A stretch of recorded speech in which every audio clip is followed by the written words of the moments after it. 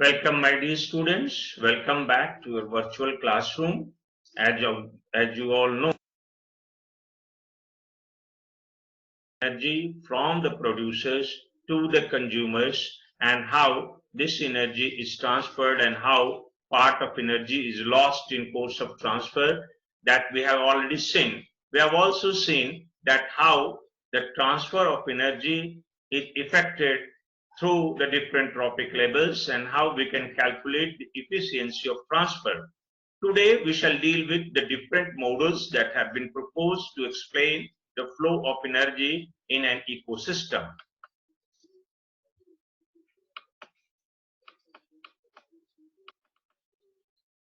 To begin with, first we should know that what is the model. The model is the graphic representation of different data of energy flow so that it can represent the flow of energy or the process of the flow of energy at a glance. Basically, there are two different types of energy flow models.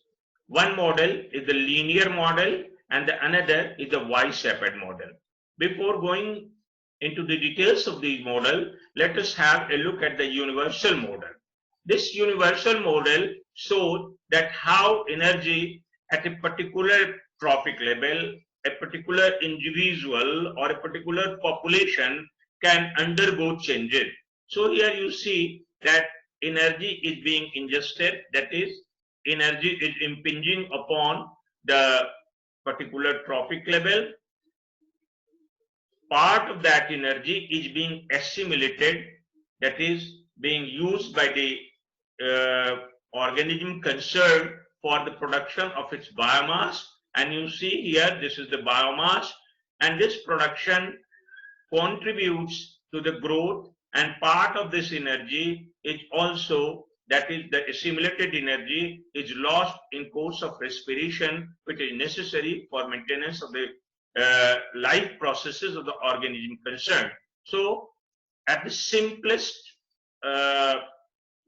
way of representation, here we can see that energy is impinging upon, part of that energy is assimilated, part of assimilated energy is spent on the upkeep, on the maintenance of the life processes of the organism or the trophic level concerned, and the rest of energy is used for the biomass production and growth, and finally, if another trophic level might have been attached to it, it would have been passed to another trophic level. So this is the universal model for the energy flow. Now, as we have seen that the energy flow can basically be divided, the models of the energy flow can basically be divided into the two types: single chain energy flow model and double chain energy flow model. So how these two models differ from each other? The single chain or the linear model represents that energy flow takes place in a linear fashion, that is, from primary producers to grazers to higher order consumers, and then after death and decay to the detritus eaters and the detritus food chain, which we had been referred to as mineralizers or as the microorganisms which are involved in the mineralizing of the organic matter into the inorganic matter.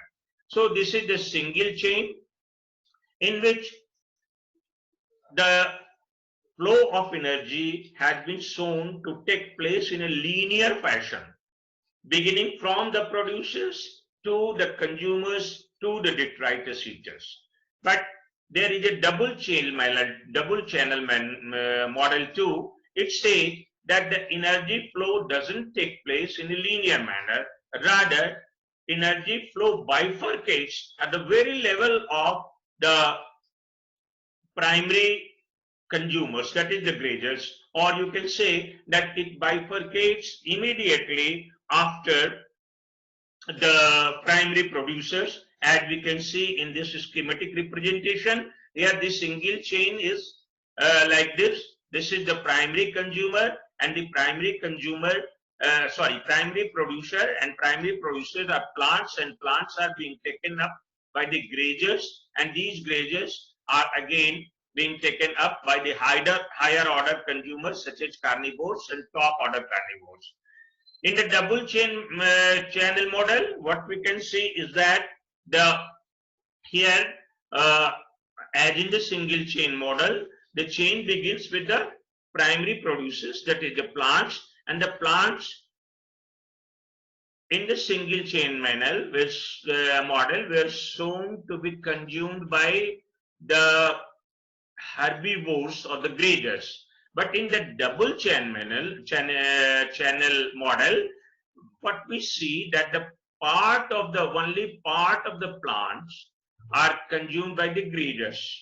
Okay, and a big chunk of this plant is contributed to the detritus, and that is, it is converted into the organic matter after death and decay, and then it is subjected to the detritus food chain.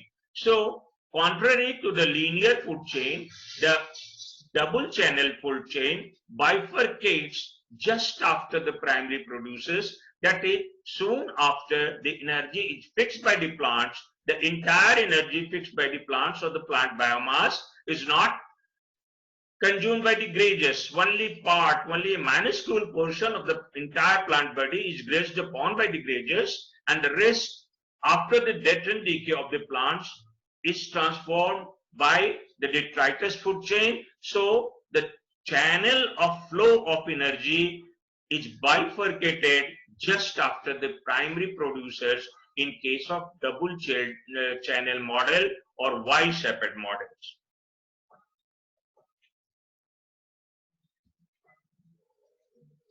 So let us see the features of the linear model. You see here there is a linear model, and this linear model here, light is impinging upon, part of the light is lost and part of the light is absorbed. This absorbed light also is not totally assimilated, but part of it might be lost between the leaves and between the branches of the plants, and only part of it will be utilized photosynthetically by the plant to produce their organic matter, and so this is called gross primary production, that is the production from the light absorbed by the plant.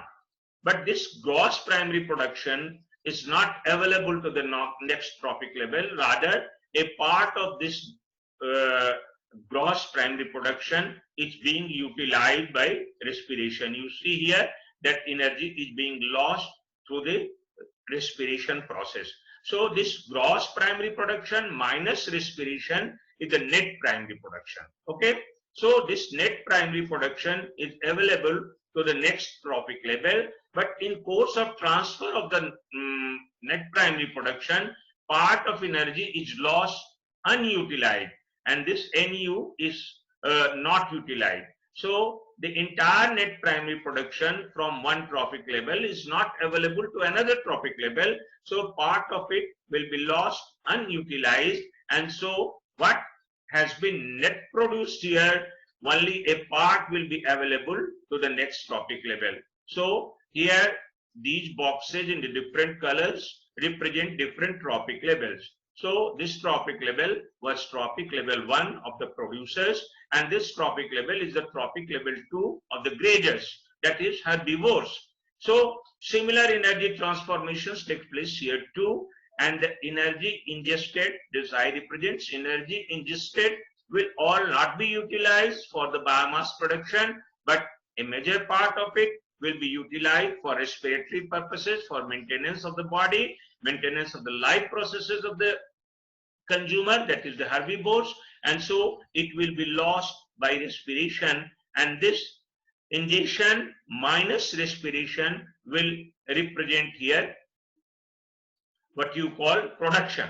So this production will be far less than the net primary production, because net primary production, a part of net primary production was lost in course of not utilization, then that available is taken up by the herbivores, part of it is again not assimilated.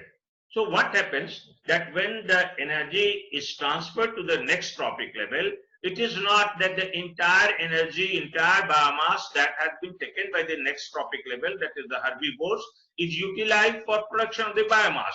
Part of it is utilized for maintenance of the life activities, and so it goes as respiratory loss. There is another type of loss too. Part of it might not be digested altogether, and so it can be excreted out through the fecal matters. And those fecal or undigested matters here, they represent energy not assimilated. So the energy ingested, part of it is utilized for respiration, and part of it might not be ingested altogether, and it can be digested or excreted out, and only part of it, remaining part of it, which will be utilized for the biomass production. Again, at the transfer of next level, similar transformations, similar changes will take place, and the part of at the transfer between two different trophic levels, part of energy which will be not utilized altogether. The remaining part available will be ingested.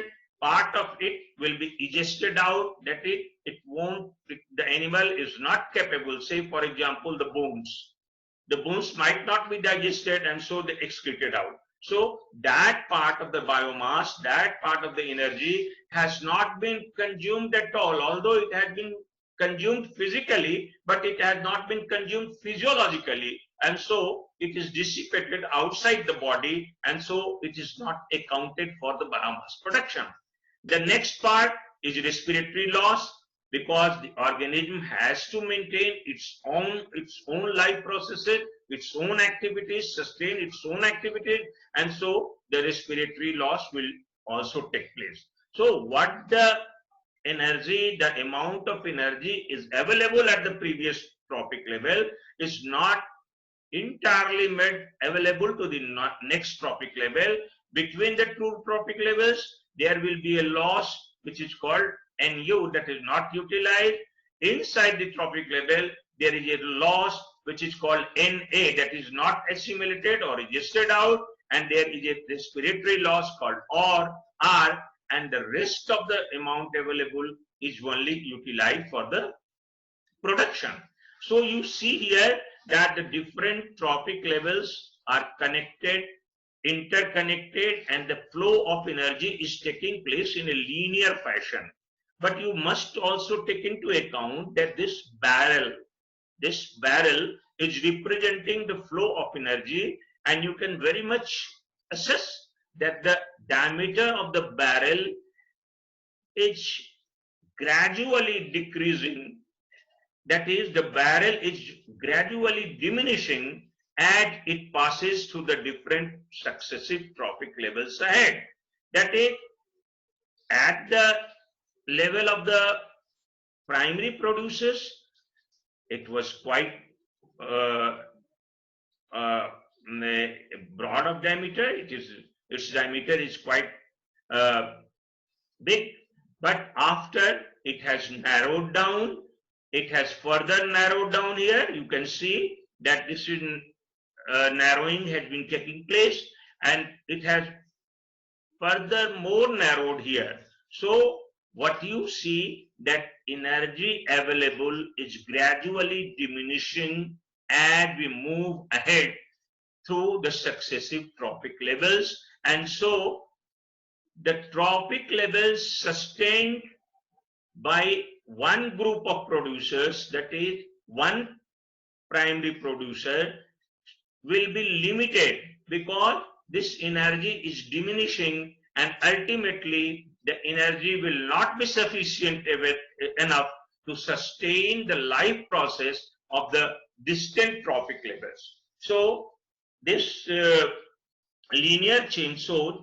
that the transference of energy through the different trophic levels takes place in a linear fashion, and as the energy passes through the successive trophic levels, the amount of energy gradually diminishes, because the energy is lost at successive trophic levels. So this was the linear model of the energy transfer, and it has been explained here that the total light that falls upon a plant is not utilized, part of it is lost, part of it which is assimilated is lost as respiratory loss, and when it is transferred, part of it will again be not utilized, part of it will be egested out, part of it will be respiratory loss, and only the remaining part will be utilized to form the biomass, and it will be available to the different trophic levels. Here we can examine the energy budget of an ecosystem, that how this diminishing process, how the light impinging upon a primary producer is utilized, and how this light is transferred, this light when it is transformed into the chemical process in the macrochemicals, that is the carbohydrates, it is transferred across the different trophic levels. So let us see by this diagram that this data is in gigacalorie per centimeter square per year.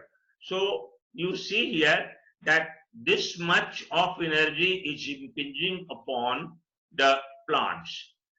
Out of this much energy, only 111 gigacalories per centimeter square per year is utilized by the primary producer. So you can see the huge difference, how much energy is impinging upon and how much is being utilized.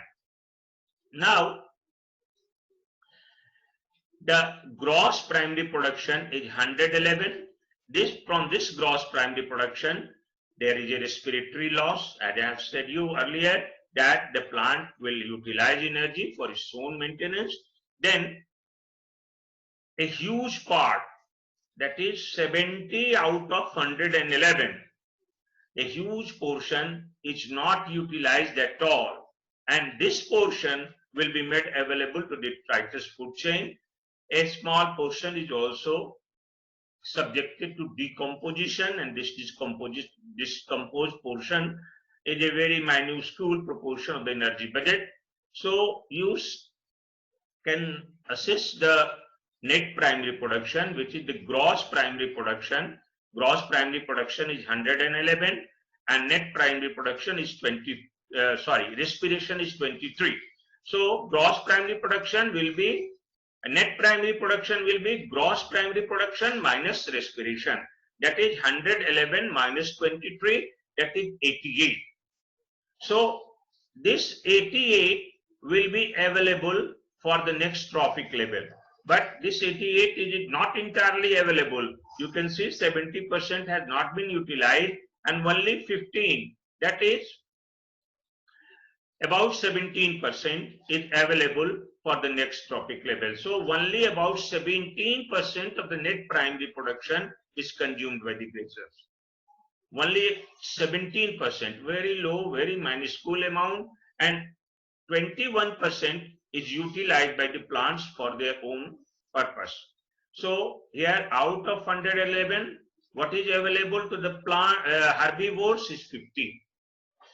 You can see that the gross production in case of plants is 111, out of which 23 has been lost for respiration. So net primary production is 88, but out of this 88, 70 is left unconsumed, and so only 15 is available for the herbivores.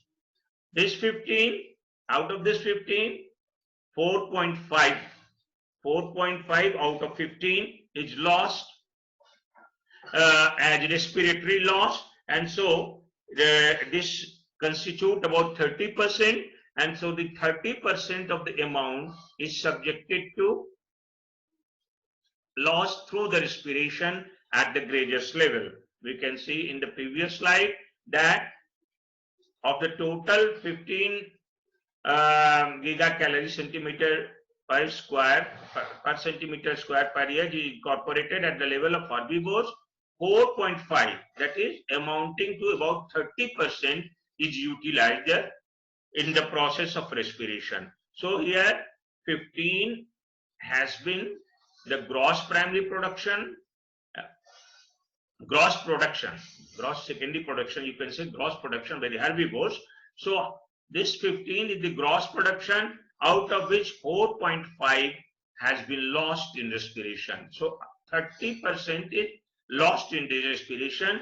So 15 minus 4.5, that is about 10.5 is available for carnivores, but from that 10.5 only 3 is available for the carnivores.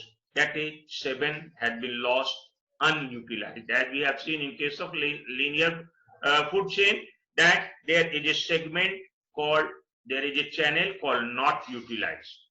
So here the energy is not utilized at all, and so this not utilized is a big chunk, 7 out of 15. So near about 50% is not being utilized, 30% is lost as the respiratory loss, and 0.5% as decomposition. So out of 15, only 3% is available for the next trophic level. So we can see that 10.5 gigacalorie per centimeter square per year, 70% of gross production of herbivores, out of which 3.5 and or the 28.6% of net production process passes to the carnivores. So only 28 point something percent is being passed out to the carnivores. Rest is either not being utilized, or is lost in course of respiration, or is lost as decomposition. So respiratory loss is 30%, as big as 30%. Similar energy changes take place at the next trophic level when these carnivores are consumed by the higher order carnivores. Part is lost in decomposition, part is not utilized. Out of 3, 1.2 is not utilized, and 1.8 is available for respiration. So more than 50%. Out of 3, more than 50% has been utilized in the respiration, and about less than 50% has been not utilized. So energy available at the next carnivore trophic level will be still lesser than the energy that was available to the previous carnivore level.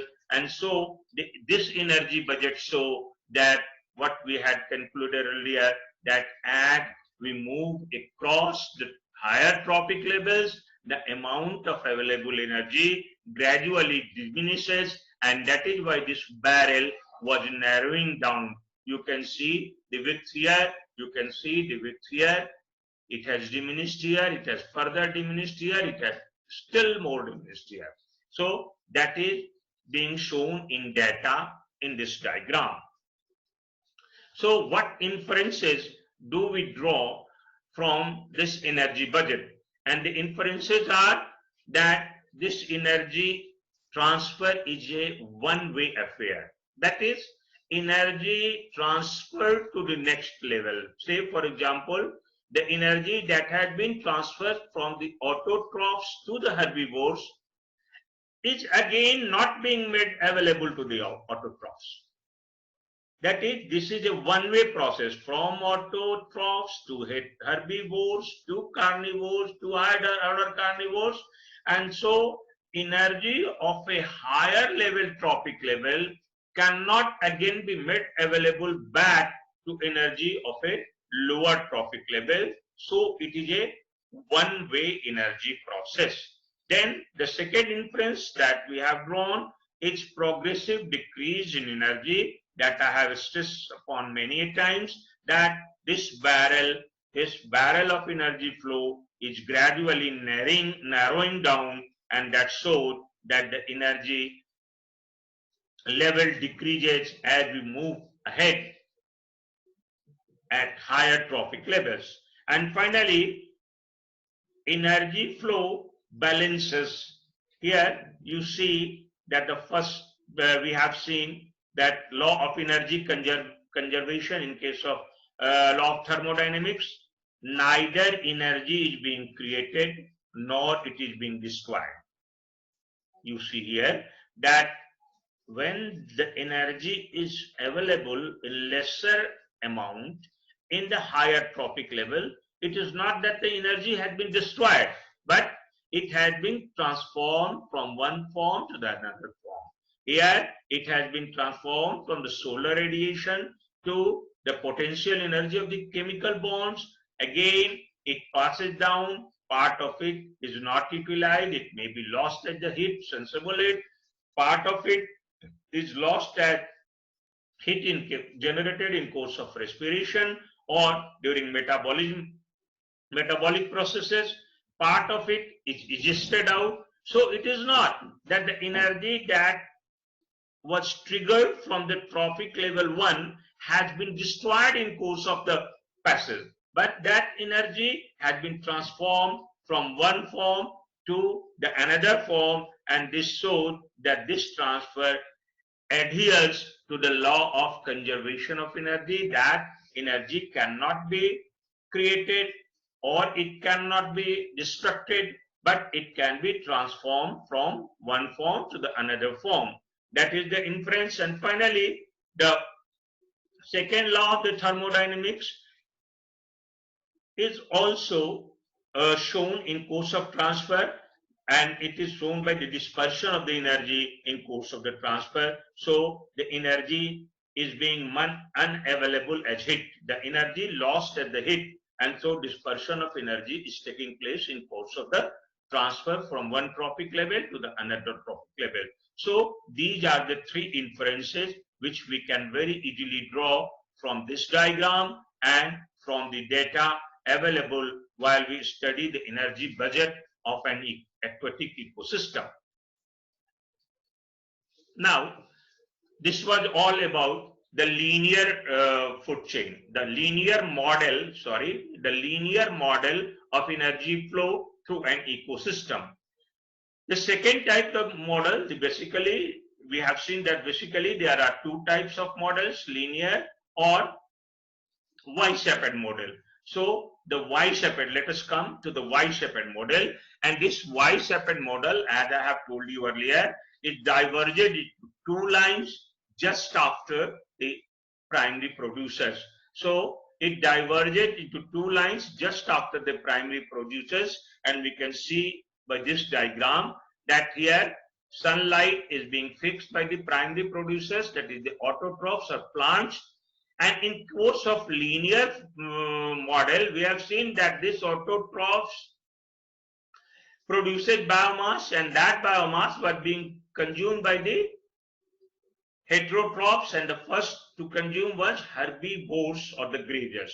Then grazers were eaten upon by the primary carnivores, then secondary carnivores. So the transfer was taking place in a linear fashion. But in case of Y-channel, Y-shaped model, what we see that this autotroph fixes the solar energy. There is no problem, as it was fixing in case of linear model. But soon after the fixation of the energy, the passage of energy diverges into two directions. As we have seen that about 70% of energy, here we have seen that how much energy? Out of 111, 70 remained unutilized, more than 70%. So this much energy remained unutilized.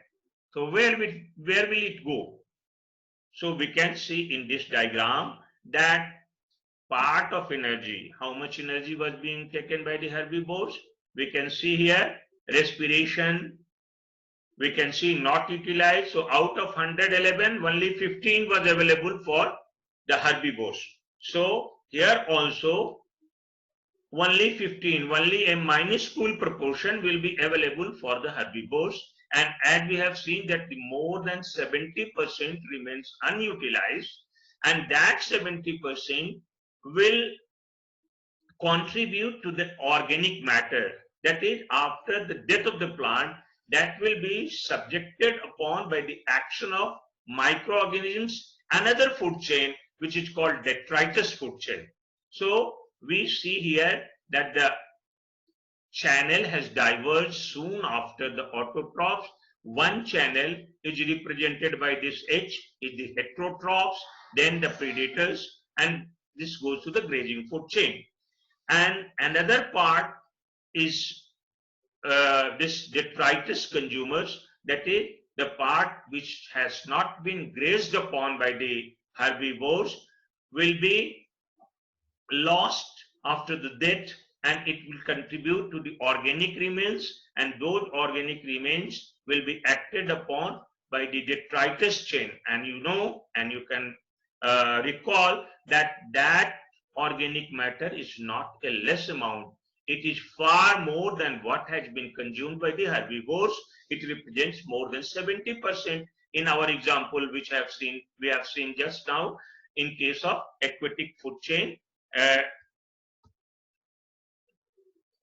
Here, out of 111, 70 has been has remained not utilized. So this 70 will be contribute to the organic matter, will be contributing to the organic matter, and it will be subjected upon by the detritus consumers, detritus chain, and this detritus chain will again be consumed by the predators, and the detritus chain will move ahead.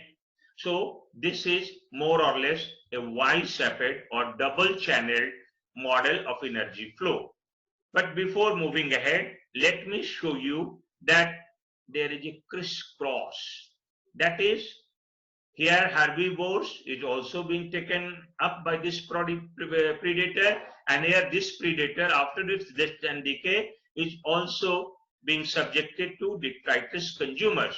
So this is not the two lines of the flow of energy, the two chains which have diverged from the autotrophs ahead are not watertight compartments, but they are also interlinked with each other, and the excretory products of the first line will also be consumed by the detritus consumers of the second line.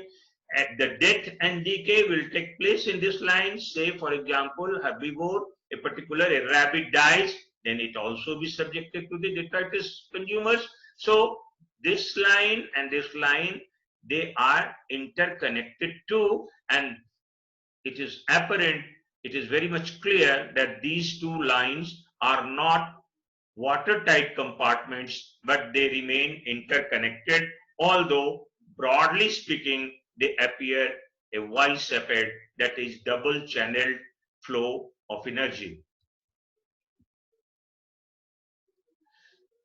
So we can see here that despite being double channeled, it is not double channeled strictly. The channels are interlinked from each other. So what can we conclude? Whether the inversal diagram of model which we have seen at the first model here, whether this diagram holds true for the flow of energy through the ecosystem, or whether this single channel model is correct, or whether this double channel model is correct. So while concluding, we can see that the single channel model, that is from producer to herbivores to consumers of the first order to consumers of the second order, that is dispensation of energy flow in a linear model, is better for understanding the process of energy flow. But as far as the modeling of energy flow in the entire ecosystem is concerned, it is oversimplification. You see here, it is oversimplification of the process of energy flow, of the process of energy relations between different trophic levels. So it is not that such type of transfer takes place in course of transfer of energy in the natural condition. What about the Y-shaped? Y separate represents certain advancement or enhancement over the single channel. That is, the double channel model represents in a better way the flow of energy through the ecosystem. That is, that they just do not consume upon the entire biomass of the primary producers, that is the plants, and a bulk of the biomass of the plants that plants have produced by fixing the solar energy is available to the detritus food chain, and this detritus consumer and the heterotrophs both uh, act in a parallel way, somewhat parallel way. But here you have already seen that the parallel lines never meet. But these lines are meeting here too, and so interactions are taking place. So though Y type of the food chain model of the energy flow represents the energy flow in a better way than the single chain model, but it also does not represent the flow of energy, various levels and various connection and interconnections between the flow of energy at, at different trophic levels in an ecosystem in natural conditions. So what we have seen and we will see ahead too, that the food chains are not isolated. They does not exist in isolation, that one food chain is not in isolation with the other food chains. Rather, these food chains are interlocked. They are connected and interconnected, and this connection and interconnection of different food chains results into formation of a complicated web, which is called the food web. And that food web can be sustained only by the passage of energy through those webs. So when there is a existence of a web in the ecosystem, how can the flow of energy will be linear, or how can it be of a parallel? It must be of anastomosing type. It must be a multi-articulated chain. That is, as the food webs, as the food chains have been linked and resulted into the formation of the food waves, passage of energy through those food waves must take place to sustain the life. So the energy flow model of linear flow is not totally correct. It is at best a representation of a flow of energy through an ecosystem in a better way. That is, it better represents the flow. It is more handy in studying the energy flow, in understanding the flow of energy to the different trophic levels, rather than represent the actual energy transformations and transfer taking place in the nature. The Y is a little advanced, but the Y also, you can see that the two parallel arms of the Y, they are interconnected with each other, and so it also does not represent what is happening in the nature. In the nature, there are multiple articulations, interlocking, linkages and interlinkages resulting into the food waves, and those interlinkages and linkages, they also provide passage for the flow of energy, because if energy does not flow through these passages, the life supporting by those passages, those channels will not be survived. So for the survival of the life interconnected by those chains, the flow of energy must take place, and if flow of energy is taking place through this network, through this web, how can we say that it can be modeled by a linear chain or it can be modeled by a two chain? Rather, we can conclude that the energy flow through an ecosystem is neither a single chain affair nor a double chained affair, but it is a multi-articulated chain which is supporting a very complicated, linked, interlinked and interlocked food web through which energy passes to support life.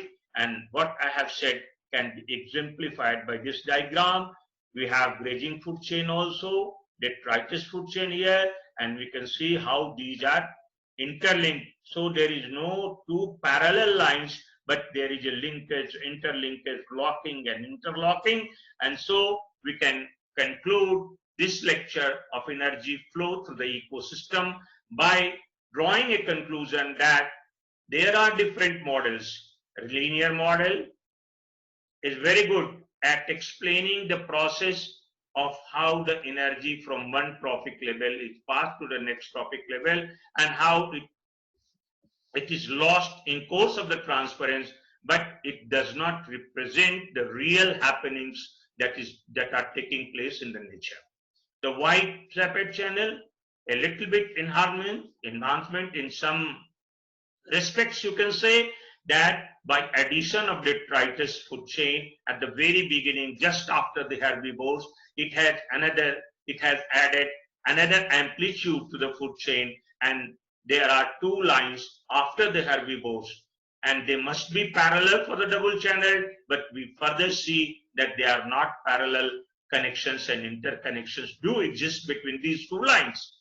But finally, we see that there are not one line, not two lines, but there are crisscross connections, interconnections, locking, interlocking, linkages and interlinkages, and all those lockings and interlockings and linkages and interlinkages and lineages and further sublineages, they must be supplied by the energy for the survival of the organism at the end of that chain.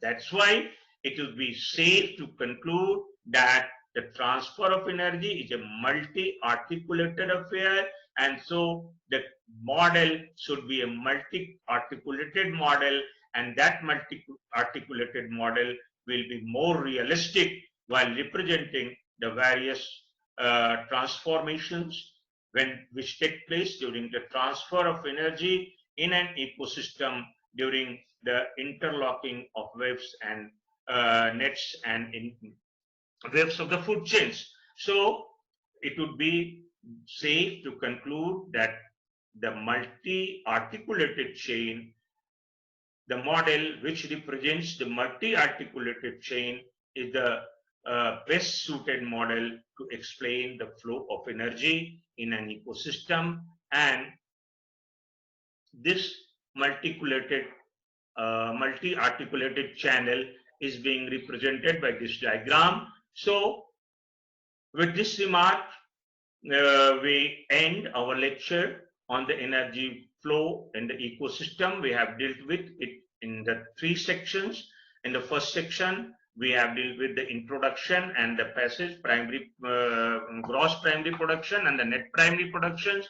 In the second section, we have dealt that how we can calculate the efficiencies of different types of the productions, how we can calculate the efficiency of energy available at different trophic levels, and how that energy is efficiently transferred from one trophic level to the another trophic level. And in the final section today, we have dealt with the different models which represent the flow of energy in an ecosystem, and we have come to conclusion that only a multi-articulated model of energy flow will be best representative of the energy changes taking place while energy flows from one trophic level to another trophic level in an ecosystem. I think you must have got what I have explained, but if you do have any problem, you are free to contact me. Thank you. Thank you very much.